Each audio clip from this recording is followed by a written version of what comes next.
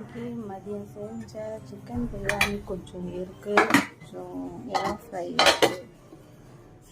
அதனால் நைட்டுக்கு கொஞ்சம் இட்லி ஊற்றி வச்சுட்டு கொஞ்சம் பாம்பே சட்னி பண்ணலான்னு எல்லாம் ரெடி பண்ணி வச்சுருக்கேன். பாம்பே சட்னி செய்ய பேன் வச்சாச்சு. அதில் கொஞ்சமாக எண்ணெய் ஊற்றிக்கணும். தாளிக்க கடுகு, கொஞ்சம் சீரகம் போட்டுக்கிட்டு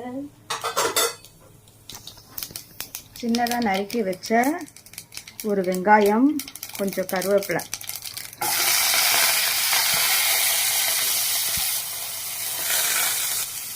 போட்டு நல்லா வதக்கிக்கணும்.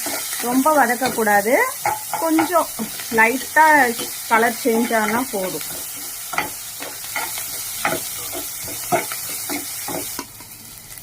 பச்சை மிளகாவை கூட சேர்த்துக்கணும்.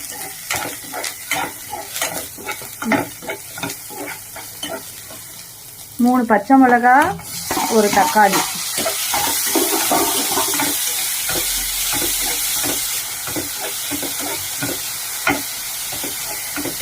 கொஞ்சம் நல்லா வதக்கிக்கோங்க.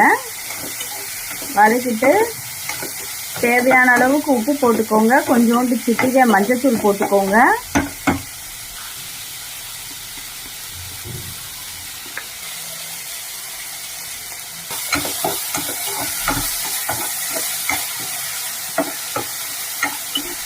நல்லா வதக்கிட்டு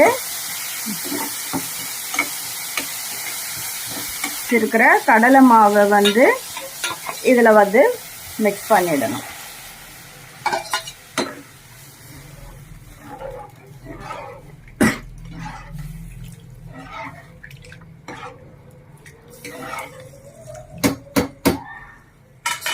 மிக்ஸ் பண்ணிவிட்டு இது ஒரு கொதி வரணும். கொதி வந்த உடனே